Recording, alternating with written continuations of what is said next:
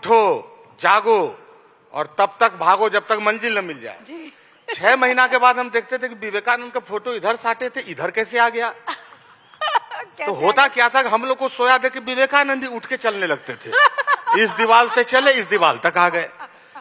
1 साल के बाद देखे कि विवेकानंद जी का जूता जो था चमड़ा वाला, उनके हाथ में था और कोटेशन बदल गया था। अरे कब जागेगा रे, कब उठेगा रे, कब भागेगा रे, अंग्रेजी मीडियम का हो रहा है रे, तुम भी उठो। लेखन जो है, साहित्य, वो नियति को बदलने का मंत्र है, सिद्धि है। हवन कुंड में डाले और देवता प्रकट हुआ। तो हम लेखन को जिस तौर पे ले रहे हैं, हमारे समय के लोग उतने हल्के तौर पे ले नहीं रहे हैं लेखन को।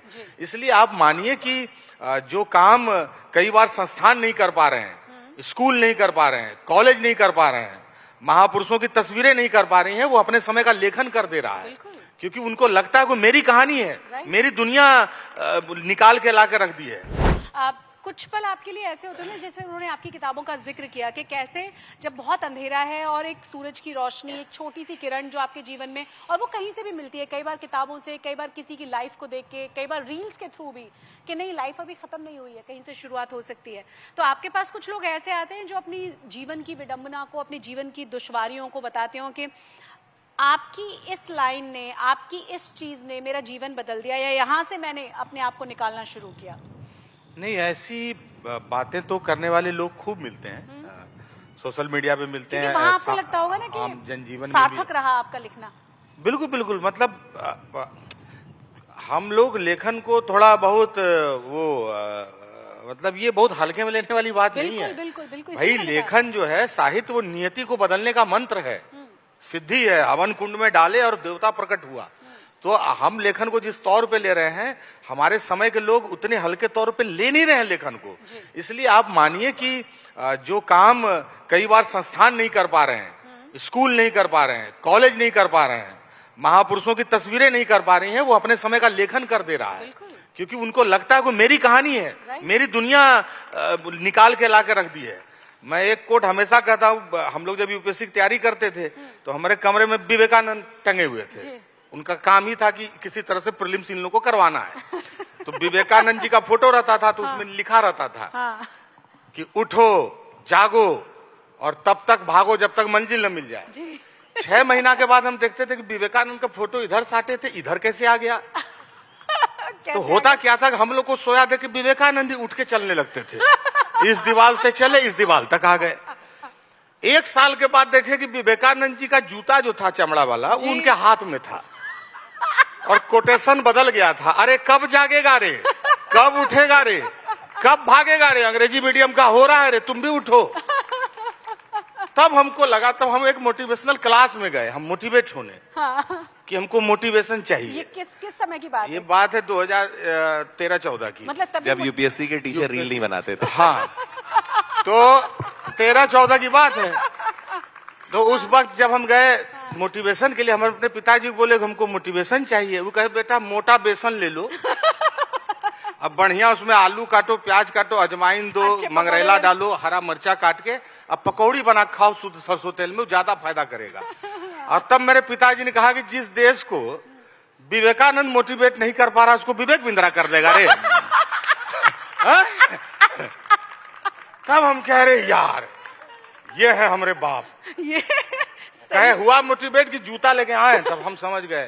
तो ये सब डिप्रेशन, सेपरेशन, ये सब जो नया फैशन आया है, मैं यही कह रहा हूं कि हम इस जहर के सामने किताब लेके इसलिए खड़े हुए हैं कि हम बता पाए कि हमारे समय में जो भी कुछ टूट रहा है, उसको बटोर के और फिर से एक नई मूर्त बनाने का माध्यम भी इन्हीं युवाओं में है जिनके भीतर कुछ टूट रहा है।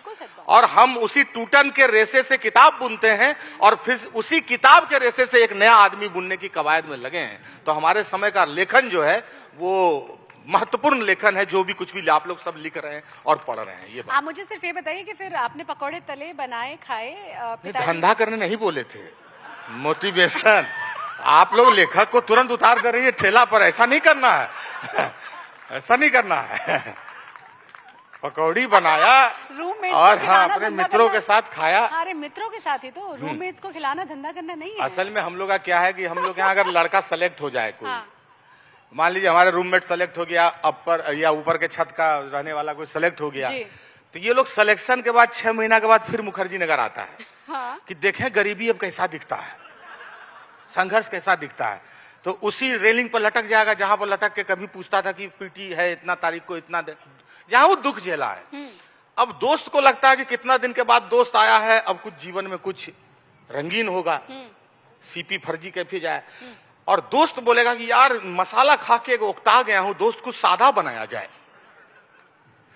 अब आपको लगेगा कि यार इसके जीवन में तो रंगीनियत है, तो सादा ढूंढ रहा है। मेरा सोचो, मेरा तो दाल में हल्दी डालते हैं तो उजला हो जाता है, इतना सफेदी है। उसके बाद वो क्या करेगा, उसके बाद फिर आपका बुमचुम पहन लेगा जो टंगा हुआ है छेद वाला, अपना जारा का पैंट टांग देगा टंगनी पर, है ना। अच्छा। उसके बाद उसका एक दोस्त साथ में आता है, 6 महीने में 6 महीना में जारा पैंट पहनने लगता है। उसके बाद उसका दोस्त आएगा साथ में, और वो वीडियो बना लेगा और लिखेगा कि संजय भैया IAS बनने के बाद भी जमीन से जुड़े हुए, दाल भात चोखा खाते हुए, है ना। वीडियो बनेगा, लाइक आएगा, व्यू मिल रहा है। तो ये भी दुनिया है, लेकिन वही दोस्त है, उन्हीं दोस्तों की कहानी है कि कैसे वो बचाते हैं टूटते हुए लोगों को। कि अगर सिलेक्शन हो गया तो मेरा दोस्त हमसे कहता था, हे नीलोत्पल, टॉप फ्लोर पे कमरा है, नीचे मत उतरना। ई पॉकेट से निकाला 5,000 रखो, इधर से 2,500 मिला इधर रखो, पिछले पॉकेट में है 1,500 रखो, क्योंकि शुरू में अपना पैसा ही देना पड़ता है नौकरी में। समझ रही हैं आप, तो पत्रकार हैं, शुरुआत में अपना पैसा ही देना पड़ता है, तो कलेजा पे चोट तो लगता है, लेकिन दोस्त है जो बोलता है कि टिके रहना टॉप फ्लोर पे, नीचे हम पानी दे रहे हैं, सूखना मत, कुछ करके उतरना, यही हौसला है। तो हम लोग इन्हीं युवाओं की दुनिया निकाल रहे हैं। आप आज जिस 70% युवाओं के भरोसे भारत को विश्व गुरु बनाने की संकल्पना पर काम कर रहे हैं, उनके बीच के समाज को तो लाना होगा ना, यही तो मुख्य धारा है। इनका समाज अगर हम नहीं लाएंगे किताबों पर, तो हम किस मुख्य धारा की बात कर रहे हैं। नीलोत्पल, मेरे सवाल खत्म नहीं होंगे, फिर मुझे बताइए कि कुछ महीने के बाद वो पैसे बढ़ते हैं? गजब बात है। ये पूछिए जिन लोगों ने, फिर कोई व्यक्ति दे जाता है ना, सीधे पैसा नहीं लेते ना, वो वहीं से इधर से रूट हो जाता है। बढ़ते हैं, नहीं बढ़ता तो इतना सिलसिला तैयारी का बढ़ेगा। वो तो बढ़ते ही हैं, लेकिन सच बात यह है कि गांव देहात और छोटे कस्बों के जो लड़के जा रहे हैं सिविल सेवा में, उन्होंने अपने आसपास संघर्ष देखा है। वो कितना भी कुछ हो जाए, लेकिन जो लोक सेवा का जो मूल चेतना है ना, वो जितना भी थोड़ा बहुत बचा हुआ है ना, इन्हीं गांव देहात के लड़कों में बचा हुआ है। क्योंकि वो अपने पिता को कभी किरासन तेल लेते जर्किन लेके खड़ा लाइन में देखे हैं जी। उन्होंने दारोगा के सामने कभी अपने चाचा को कपकपाते हुए FIR लिखाते हुए देखा है। इसलिए जब वो SP बनेगा तो धोती पहनने वाले पर नहीं गरजेगा, क्योंकि एक दिन उसके पिता भी वही थाना पर खड़ा होके अपने जमीन के झगड़ा का FIR करवाने गए थे। ये है, इसीलिए गांव को और इस छोटे कस्बों के बच्चों को इसलिए मैं कहता हूं कि जाओ सरकारी नौकरी की तरफ, क्योंकि जो प्रशासन है ना, उसका चेहरा मानवीय करने के लिए, उसको लोकोन्मुखी बनाने के लिए लोक से लोक सेवक को लाना होगा। बहुत बड़ी बात है, लोक के बीच से लोक सेवक को लाना होगा, यही बात है। बहुत बड़ी बात है।